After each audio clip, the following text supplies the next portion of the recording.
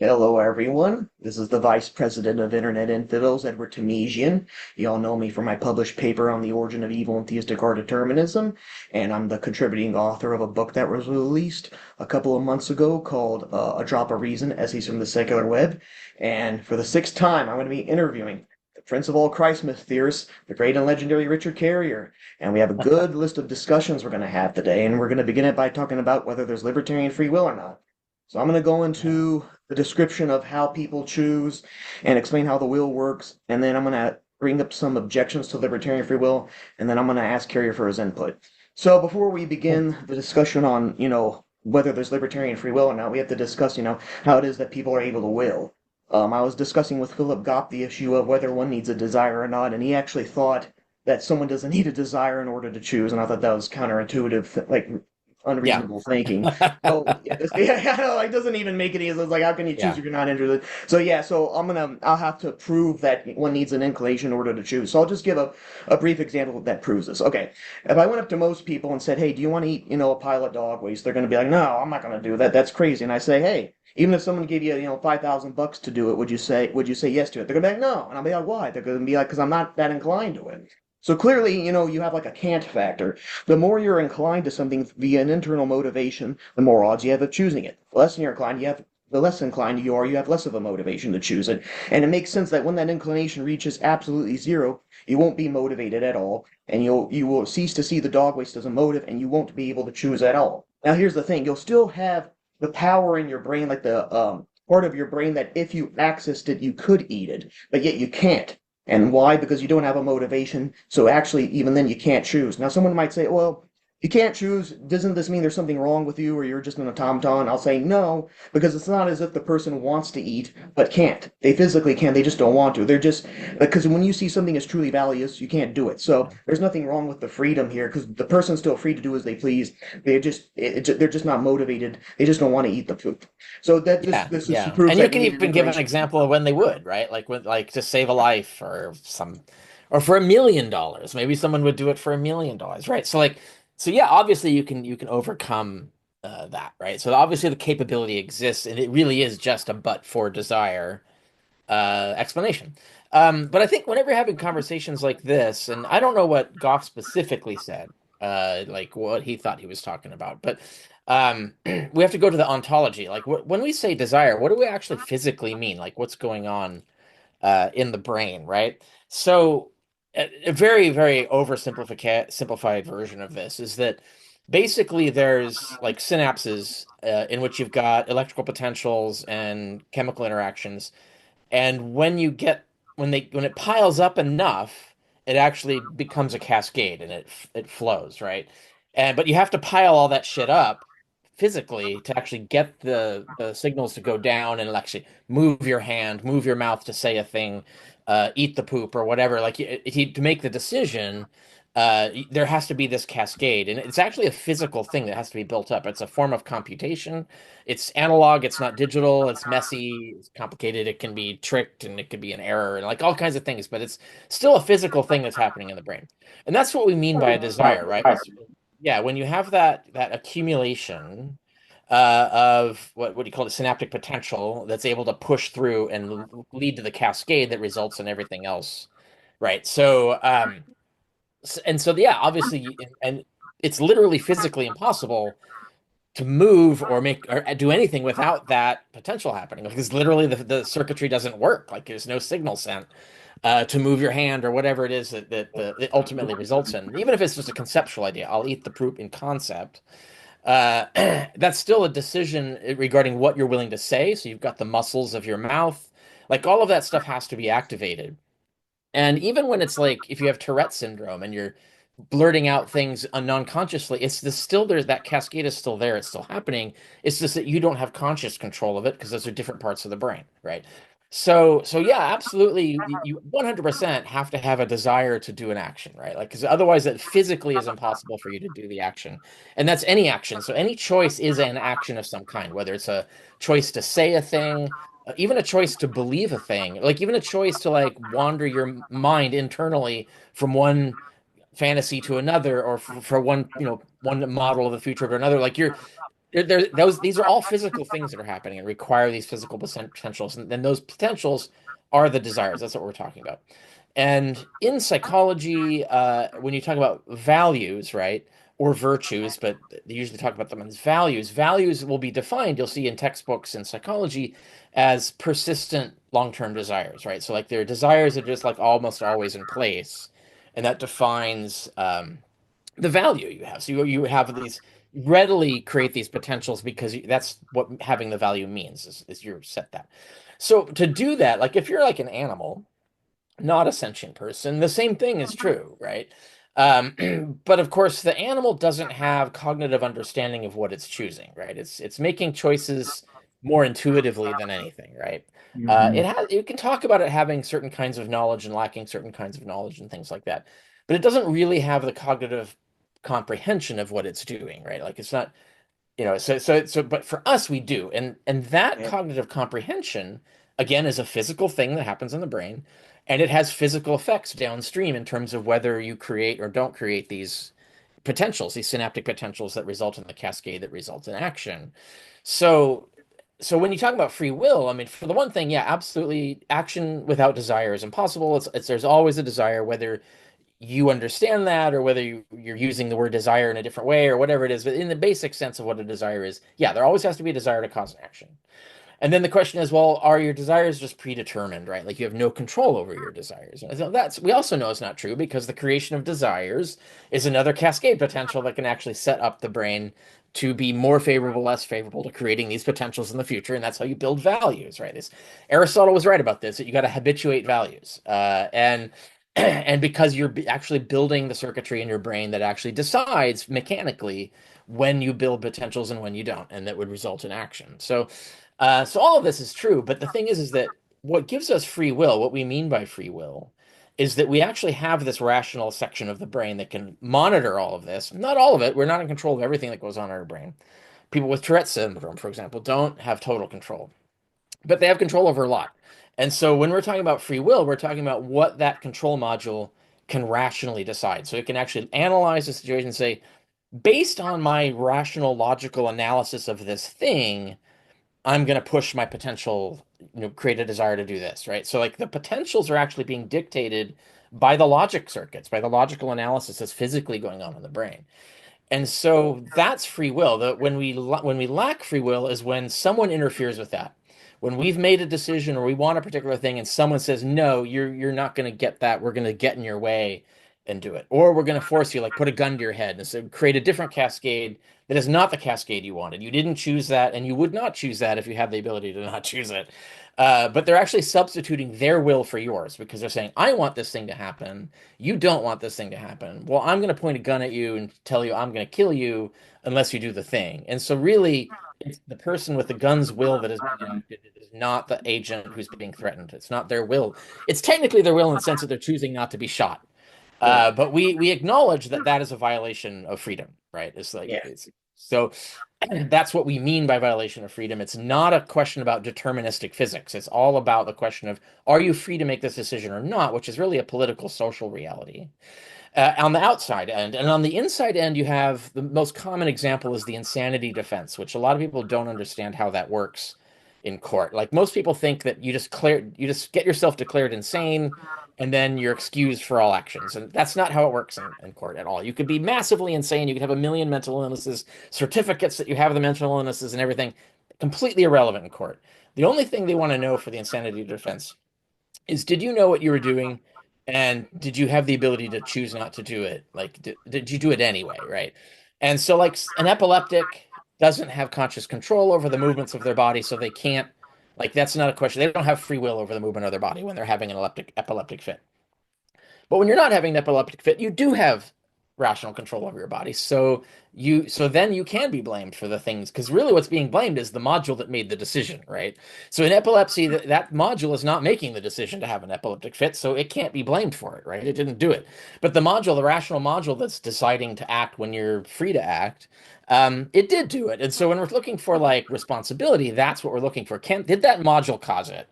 The rational module, the thing that actually constitutes you as a person, combined with all the data and information. So like that's the thing we're looking for. So violation of free will is when like the epileptic case, or a more common case is like you take a schizophrenic who hallucinates that someone's attacking them, they kill them in self-defense, and then realize, oh shit, that was a hallucination. They weren't attacking me all along. That would work as a defense if you could prove that that's what really happened, right? You're not just lying. But if you can prove convincingly that that's what happened, you can get, now you might get sanctioned in terms of now you're being ordered to get treatment for your schizophrenia or something like that. You could be ordered to take meds or whatever. Like there's not no consequence to this, but you wouldn't be criminally liable because you were acting in good faith. Like to kill someone in self-defense is legal, so there would be no reason that you would think that was wrong in that situation because the information being given to you was completely fraudulent and you had no way of knowing that it was fraudulent and you did the right thing in the context of the fraudulent information. So you're actually acting correctly, like you're acting legally in that case. And there just wasn't any way for you to know that you weren't.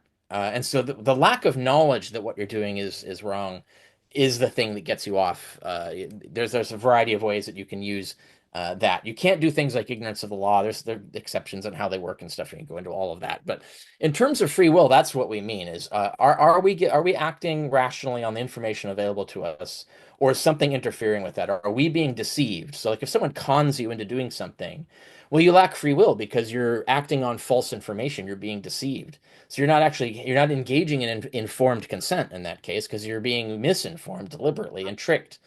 So free will means being able to have informed consent to what you did. And because of that, that's why you don't need, like, it wouldn't even, not only would it not make sense for there to need libertarian free will, the sort of magical power free will that defies determinism, not only would you not need that, but you actually desperately don't want that. Because if you had a thing that violated the rules of deterministic physics, that means that you could have, so if you think like a logical argument, you've got premises and a conclusion. There's only one conclusion.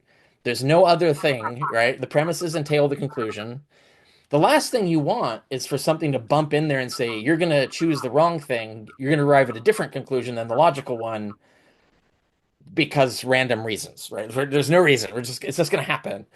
Then that means that your rationality would be destroyed by this libertarian free will power. Like this ability to break deterministic physics would break rational thought, right? So you don't want this sort of libertarian power of free will. That would actually undermine free will. It would actually take away your free will by subverting your will and replacing it with something else randomly that you didn't rationally choose, right? So and so I think that's the ultimate answer that I give to that kind of Mhm. presentation.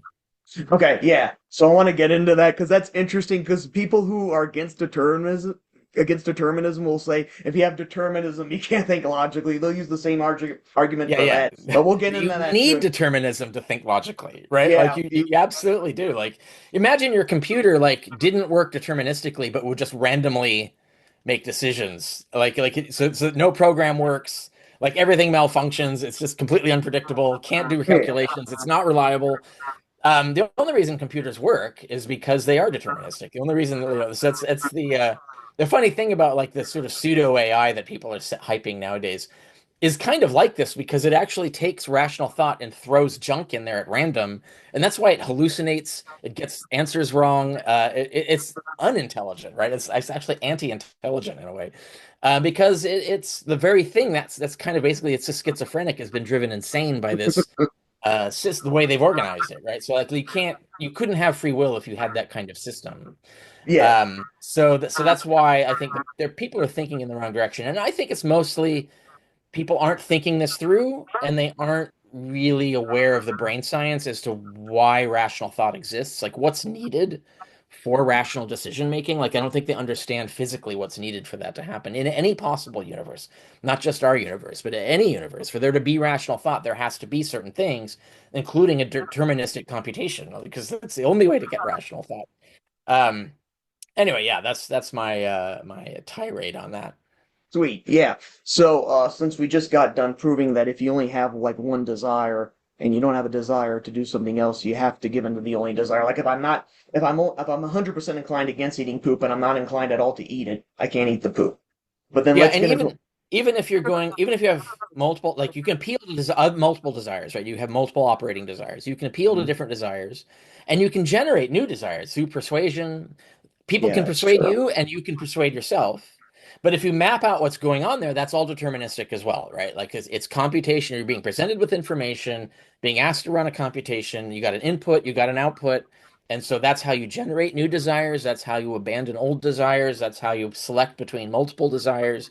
It's all a physical process and would be in every possible universe because it has to be. There's no other way to like rationally, sentiently choose or do any of these things, create or destroy desires or select between desires. You could not do this without a deterministic computational system. And you would never want to do it without, you wouldn't want to get rid of the deterministic system because that would actually undermine everything that you would want in terms of being able to like make rational decisions.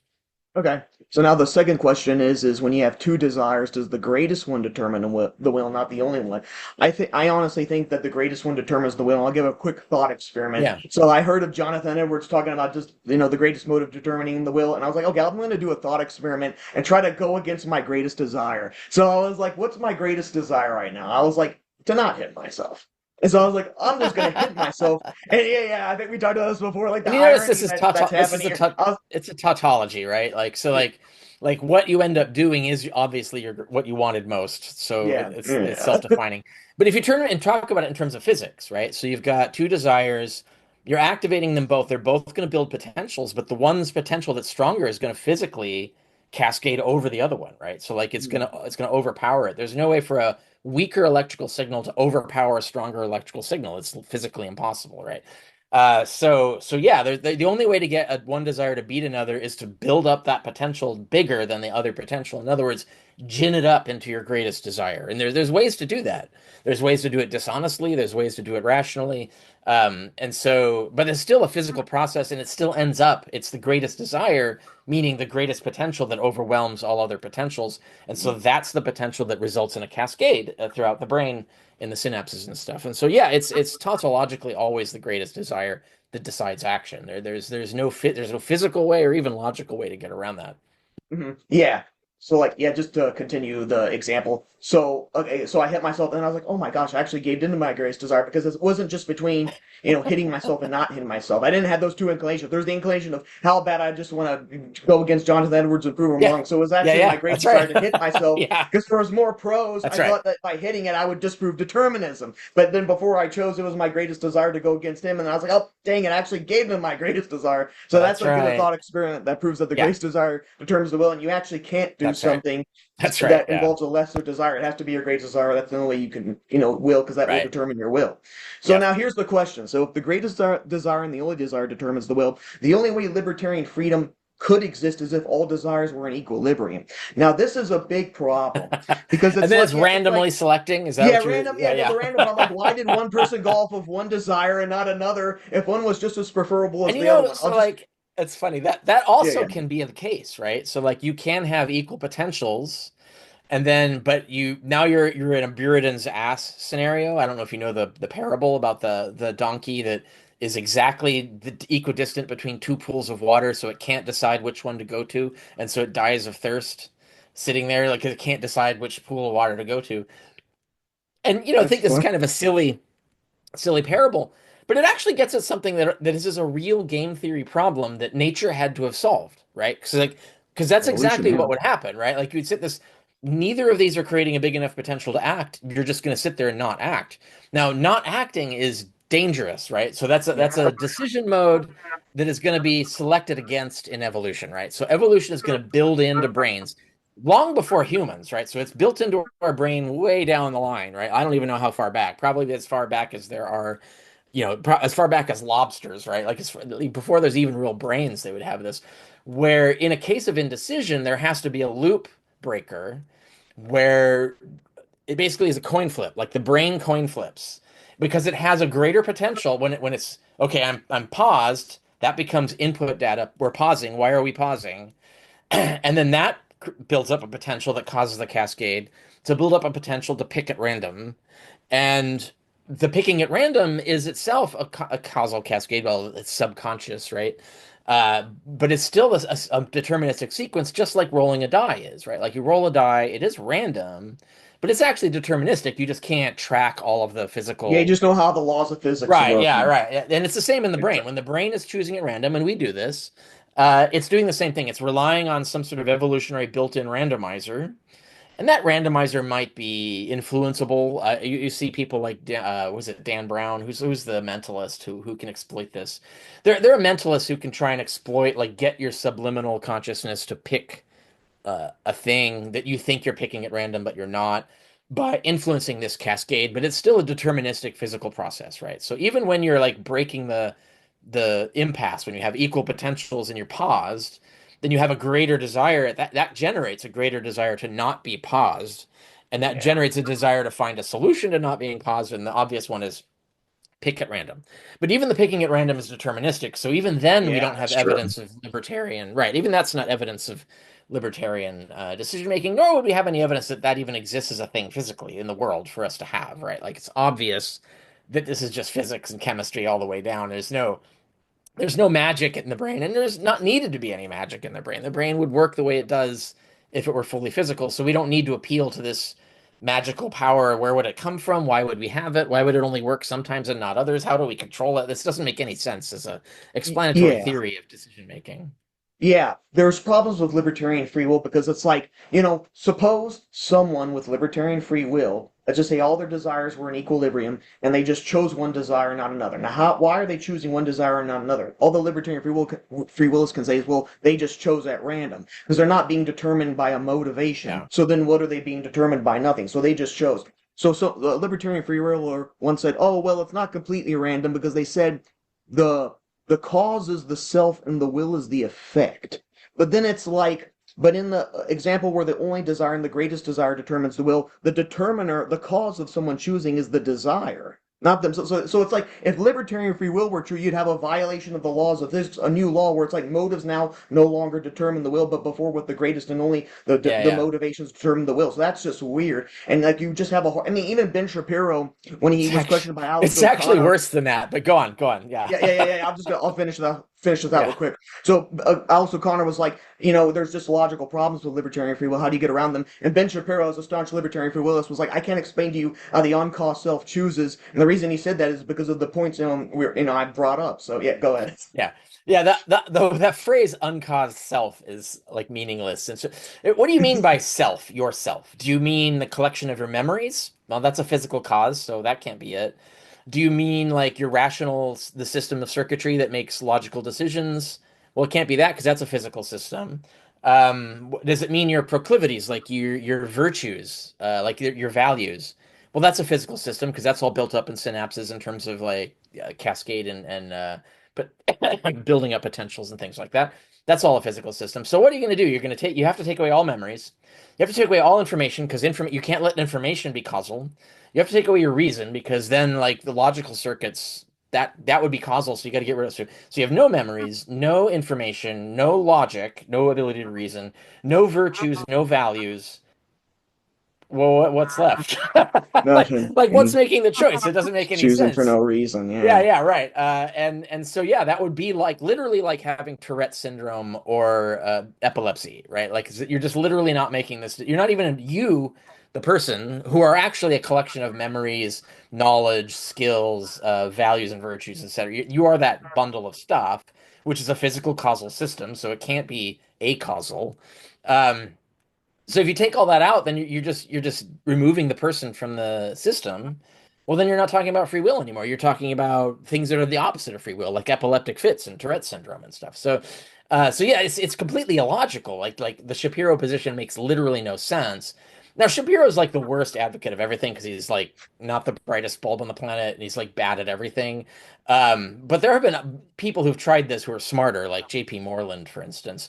And in my book, Sense and Goodness Without God, I have a whole section on this, tearing down J.P. Moreland's much more sophisticated attempt to try and create this illogical, empty self that makes decisions somehow, even though it has no reason or information on which to make decisions, and it has no character or qualities or skills to make decisions based on or anything like that. Like it's that's the kind of thing that's the problem is that the idea of the uncaused self. There's no such thing as an uncaused self. Like obviously everything you are is caused by something, your biology, your experiences, the information you have available to you, what you're perceiving at the time, right? Like this, yourself is always caused. Mhm. And and yourself is always a mechanical cause itself. So there's no way to get around it. And so yeah, those kinds of arguments are just like hand waving.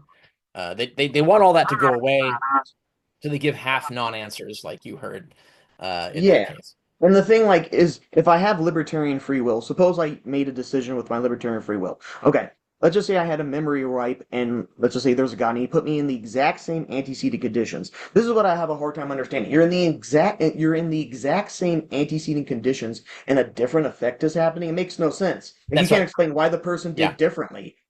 There's Yeah, no no, why. They just did, and that's that makes no really sense. that's exactly right. You're right to go there. And yeah, I have a whole section on that in Sense and Goodness Without God. I do exactly the same analysis that you're talking about. It's like let's run some thought experiments here, and then we can see like this doesn't make any sense what they're saying. And yeah, that's it. Like that you've kind of hit the nail on the head there.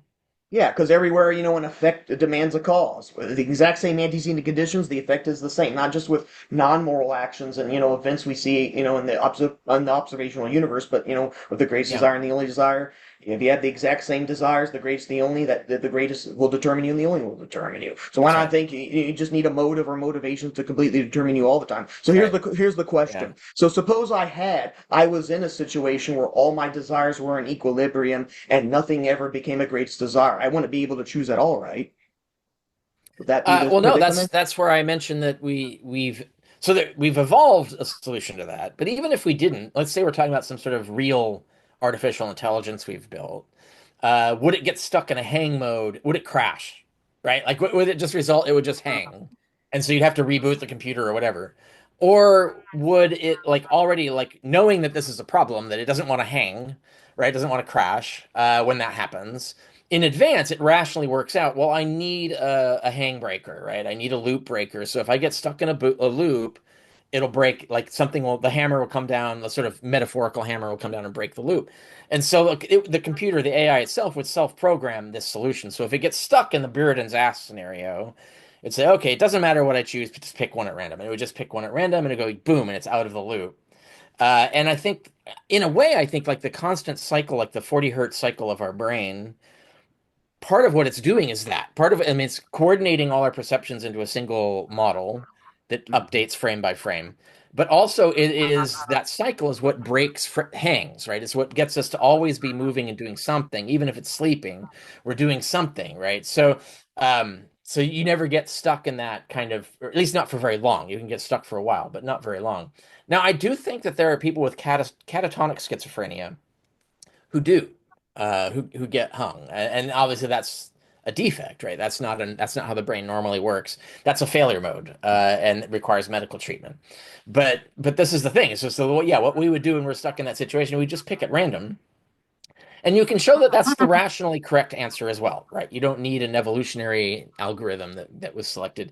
You can show like if no position is more preferable than the other, then all of them are equally good, and so any one of them will do. Like you can pick at random. And it's actually irrationally correct. Even in a moral case where you have like three moral things to do, you can't do all of them. You have to pick one. As long as they're all equally moral, then as long as you pick any one of them, you're acting morally. You can't say that, well, you ought to have done the other thing because you don't have that argument. You say, actually, you don't. There's no argument that I ought to have done that thing more than this thing, right? Hmm. Because that's by definition, we've set it to that. So yeah, even rationally, we can break these Buridan's ass scenarios, these sort of So hangs. only with all desires being in equilibrium, nothing changing at all, can you actually have libertarian free will? That's your argument? No, no, no, not at all. Okay, Because yeah, that's because what, would the random decision be yeah, determined? yeah, it would be determined, and obviously it is in us. It is in computers, right? Okay, So that is the thing, right? It's like it's a deterministic reaction to being hung, to okay. being stuck in that loop. That itself physically causes this sort of reaction circuit. So they Say couldn't have break done the loop. otherwise. Yeah, right. That's Say what you're again? arguing? They couldn't Say have done again? otherwise. That's what you're arguing? So I don't use that phrase in that sense, right? So there's a literal sense in which you can't ever have done otherwise because you can't go into the past and change the past, right? But when people say could have done otherwise, what they mean is they could have done otherwise if something had been different. For example, usually they could have, if they were a good person, they would have done otherwise.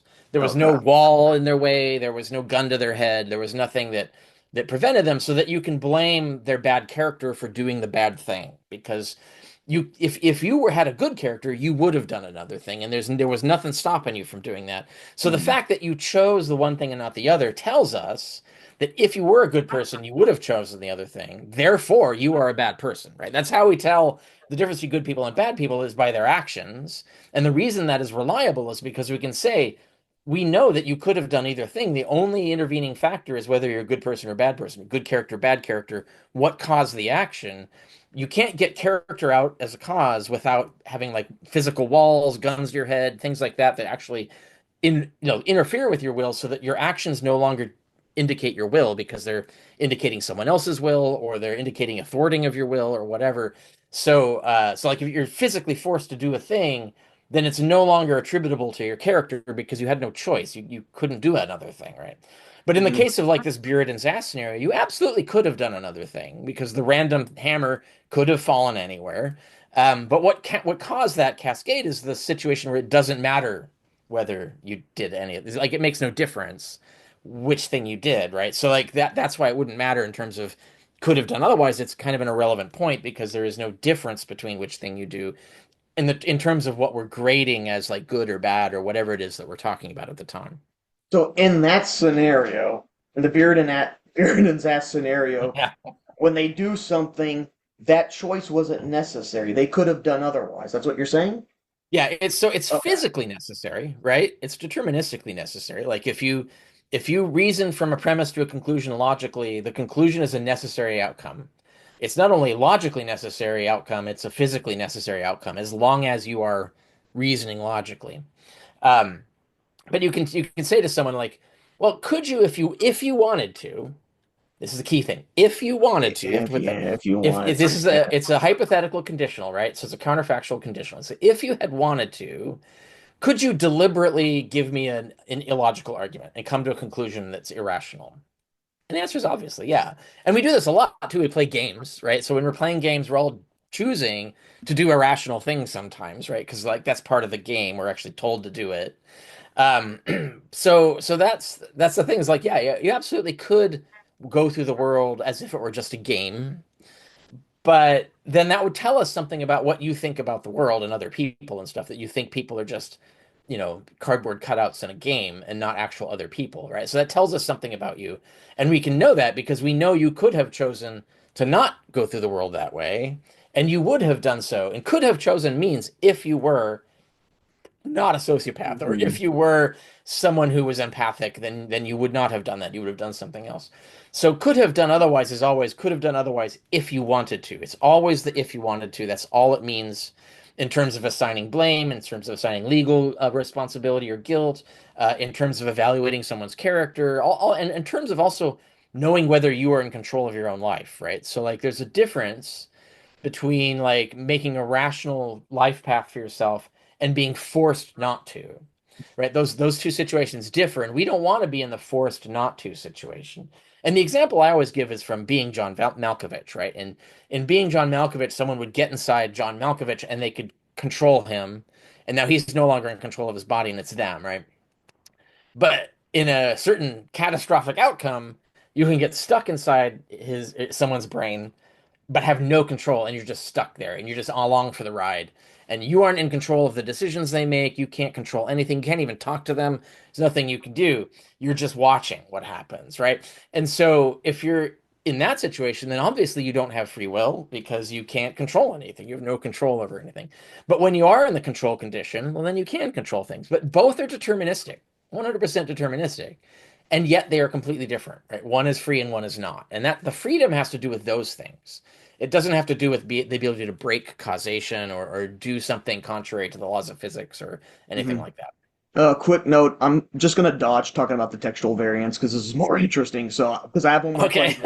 Yeah, When yeah. I did mean, we... this is, yeah, that'd be a little random, and this is much more interesting. This was a better conversation than I thought, so we'll just stick to this. So the conclusion you would come up with would be like how my conclusion is that libertarian free will is like true, legitimate libertarian free will is just metaphysically impossible because it violates how cause and effect works in this universe.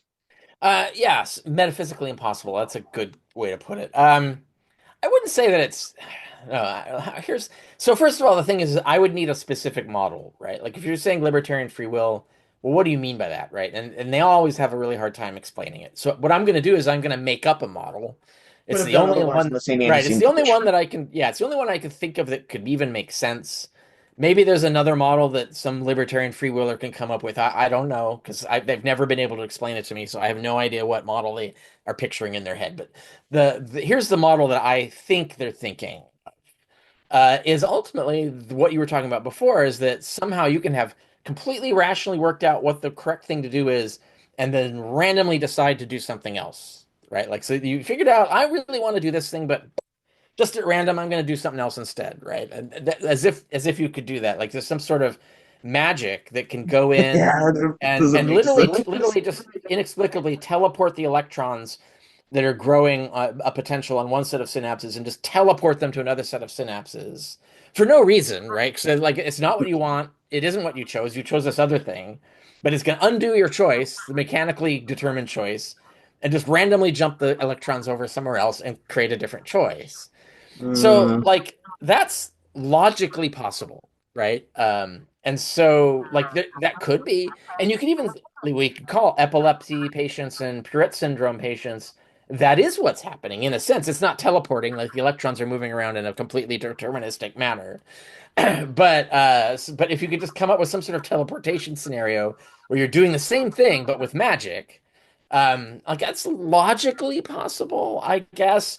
Um, no, you could work it out in quantum mechanics, like what is the probability like in real physics? And it's so low that it would never happen in a human lifetime, right? Like even once, mm, much less all the time. So that's ruled out. But no, we're gonna talk about somehow maybe we're wrong about quantum mechanics, and there's like wildly like elephants. Maybe elephants are popping into existence all the time in the core of the Earth, and we don't know, right? Like you come up with like some weird alternate physics, right? Like in this alternate bizarro world that they've imagined, maybe these electrons could teleport in your brain some for randomly, maybe, right? So that's possible. The problem is that that's not free will. That's actually subverting your free will because your will was to do the one thing, and here's this fucking random hammer that just boom. Now you've got like moral Tourette's. It doesn't make any sense. Now you're doing things that weren't the thing you wanted the mm. most. You're doing this other thing. And that other thing has not been determined by your reason, it's not been determined by your memories or your skills or your character or anything that is you. You're just a random teleportation event in your brain. So really, libertarians should be horrified by the prospect of their theory being true. Like they Yeah. absolutely, really don't want this to be true. And nobody wants this to be true. No rational person wants that You to be can't even true. know your own self how you would be. No, You yeah, just know exactly. what you could have You been, not right. what you will be. Yeah, Yeah. yeah. You would be like the person like in Being John Malkovich stuck inside someone's brain and have no control because it's what you do is this, you want to do one thing and it randomly your body randomly does another all the time, right? You want to say one thing and your mouth says a different it goes on a different speech altogether. It's not what you chose, it just happened. Like you would no longer have any control over yourself. The only way that you have rational control over yourself is with a reliable deterministic system, and in fact, the ways that the human decision-making system fails, like the irrationality of humans, the fallibility of humans, and all of that, those things are all failure modes. Those are not desirable things. We want to decrease that stuff, not increase it. And that stuff already happens deterministically due to the wiring of our brain. As deterministic cascades result in irrational actions and fallible actions and things like that.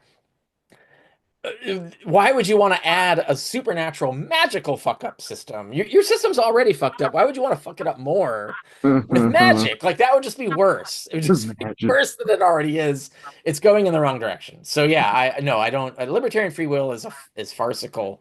It's deeply illogical, and I think that the only people who are committed to it have some sort of emotional commitment. It's a delusion. They're emotionally committed to it in the same way that people who are committed to disembodied souls, right? And they're just committed to this. They can't comprehend mind brain physicalism. There's got to be a soul that can float around.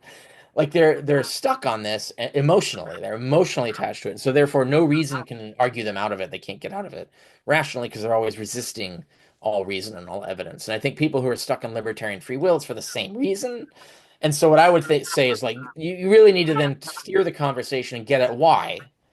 Like, why do you need libertarian free? Like, why are you so clinging to this that you can't let it go? What really does it do for you? What do you need from it? Like, what is the emotional need that libertarian free will satisfies? And then of course they'll like list some things and say, but those things are all solved with deterministic free will, with You compatibilist could free have will. They solve all those things compatibilism. too, right? It solves all those things. And then I think really the question is like it's their inability to comprehend. They literally don't understand how compatibilism solves those same problems. And I think that's the barrier that they getting past that informational understanding barrier. If they can't get it, then they will never accept it. And that's really just an informational reasoning failure. Hmm. And there's no like rational argument for why that is. It's just it's another example of the inherent irrationality of the human brain. Yeah. One more question I want to ask you, because I'm sure a lot of libertarian free willers are going to want to know the answer to this. Like, how are you, because they're like, oh, if everything's determined, then you're not doing things because of the evidence and the reasons you're doing it. You're just illogical. And like, my argument to that is no, because it very well could take the evidence being so good for your greatest desire to be to accept it. You're still doing Yeah, things on reason and logic. So yeah, how that's would you right. answer that problem? Yeah. You just answered it. Yeah, right. Okay, No, that's that's all right. exactly. All And right. and this was actually, Elizabeth Anscombe famously annihilated C.S. Lewis in a debate over exactly this point. Is that he tried to argue that a deterministic system could never reason logically, and she just fucking mopped the floor with him on this. It's like that's not even logical, Mr. Lewis. Like, that doesn't make any sense. And yeah, she killed him on that. And that's true. So like if any rational system is going to be deterministic, right? Like if you got your premises, they lead to only one conclusion. That's a deterministic system. So a perfectly rational system will always behave that way. So you're saying like so you can't say that a deterministic system can't be rational. Like only deterministic systems can be rational. It's the exact opposite, right? And you say, yeah, but that means like information is causing your decision. It's like, well, not alone, right? Yeah, of course you would. Do you want to make decisions that disregard information? Why would you want that ability? That's not something to desire.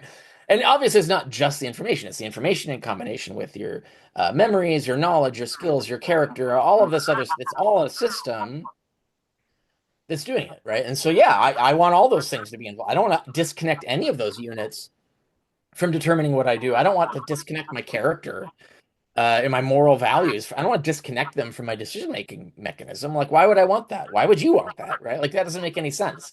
And you can look at all of these causal input systems. You need them to make the decisions you make. You need them, or you need that, right? And so that is really it comes down to that. And that is why there's a difference between intelligent agents and animals and other non-intelligent agents. It's why humans can do things that current pseudo AI can't do is because we actually can understand and look at the whole model and navigate it and make a rational choice out of it. Whereas the large language model thinking doesn't do any of that. It doesn't build models. It has no comprehension of what it's doing. It's just randomly plugging things into holes. And so it has no knowledge, it has no understanding. And consequently, you can observe the difference, like how often it hallucinates, how often it gets things wrong, how often it makes mistakes that don't make any sense for an intelligent agent to make, right?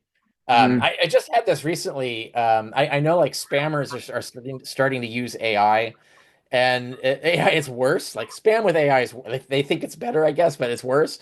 Where I got sent an email, and the email addressed me as someone else, and it was talking about an article I wrote about that person. But the AI, it was clearly AI because a human wouldn't make this mistake. But so this had to be an AI that did this. It somehow got confused and thought that the person I was writing about was me. And so it addressed me as that person as having written that article and tried to like sell me on some sort of package or whatever. It was a dumb sort of spam thing. Mm. And I realized like, wow, like a human wouldn't make that. A human would look at the article and immediately know I'm not the person I'm writing about. Like immediately they would know that because they're intelligent, right? That's the difference between an intelligent agent and a non-intelligent agent. So determinism, it doesn't affect whether you're intelligent or not. Whether you're intelligent or not is entirely a function of how you use information to get outputs, right? It does it involve is there in somewhere in the process is there comprehension part of the process? That's the difference between intelligent and non-intelligent action, and that's completely deterministic in both systems. So determinism can't tell you anything about whether you're making rational choices or not, or whether there's no difference. There's no difference between making rational decisions and not. We know that's not true, right? Like, and so like we know that's not true, and we know rational decisions can be 100% explained by determinism, just as irrational decisions can be. So determinism has nothing to do with this and cannot have anything to do with it. Sweet. Alrighty. Well, that was a very good discussion. Man, a lot to contemplate here. Yeah. Alrighty. Well, yeah, thank you again for the interview. And before we tune out, do you have anything you'd like to promote? Anything about your life you want to talk about Yeah, before yeah. we? If people haven't already seen me before, all my stuff is at richardcarrier.info. So it says richardcarrier.info. That's my blog. My social media links are there. The classes I teach. If you want to take online correspondence courses with me, I've got that there. My books, everything, right? And more on this subject. So I have a category drop-down menu. Free will is on it, so you can go look and see all the stuff that I've written about free will. So that's the main thing. Obviously, my latest plug is my new book, The Obsolete Paradigm of a Historical Jesus. And that's all about what's happened in the 10 years since I published my peer-reviewed study finding that we should doubt the historicity of Jesus. So if people want to know what's happened in the 10 years, it's a lot of interesting stuff, and very valuable. That's changed the game in a lot of ways, or failed to change the game, which is also just as important to know. All of that is analyzed in that book. So people who want to get into that. But for next year, I'm struggling to find time to write something more in philosophy. And for people who might be watching this, maybe you're more interested in philosophy because we just talked about a philosophy subject, free will. I just published a peer-reviewed article for the journal Religions on how objective moral facts exist in all possible universes. And so if you think that's a shocking thing to claim, check that out. And because that relates again back to the free will discussion in terms of how do moral facts exist without, libertarian free will or whatever. And it explains it. It's basically moral propositions are hypothetical imperatives. They're conditional statements about what's the best action to take and so on. Even without And a that'll, God? that'll, what's that? Without a Even God. without a Yeah. God? Okay, okay. Even with that, yeah. In fact, God couldn't even change it. God is not even part of the equation. There are things it would be useful to have a God for. Like he could cut through the red tape and just tell us what the best moral system is, so that we don't have to struggle and commit a bunch of atrocities trying to figure it out over thousands of years, right? He could have just told us, but obviously he didn't. Which is one of the reasons we're pretty sure there isn't one, right? So there's no God around here because he didn't tell anybody anything correct about anything, right? So that's ruled out. But yeah, there are things a universe with a god in it would make that world better in certain ways because you'd have access to the super reliable agent who could explain things to you that we don't have. It would be the ultimate phone a friend system that we just don't have. It'd be great to have that, but we don't.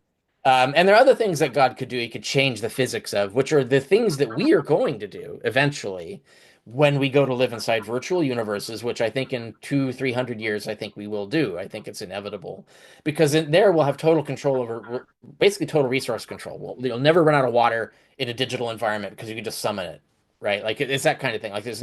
You're not going to die in the vacuum of space because you don't need to breathe. You're a digital thing, right? So it's like the resource. We could have infinite food. You can just have food whenever you want, energy whenever you want. So it's we would have total control over that, and so we can eliminate things like tsunamis and disease, and we basically make the world that a god would have made in the first place. We could do it ourselves. Now there's dangers with this, and I write about it. I have an article for people who are interested in this called "How Not to Live in Zardoz." About what the dangers are of virtual universe building because we are not gods in terms of we're not perfect. Hypothetically, God is supposed to be perfect or whatever. We're not that, and so we have that one disadvantage, and we have to anticipate that. So I've thought about this. So people who want to deep dive into that, I've got that as well on my site. So yeah, check out my website richardcarrier.info. That's where all the things are, including the books and all the subjects that I talk on in both history and philosophy. Alrighty, thank you very much, Carrier. And in a little bit, I'm going to send you a link to this, and you can publish it and share it with your friends. Yeah, would love it. Alrighty, thank you. You bet.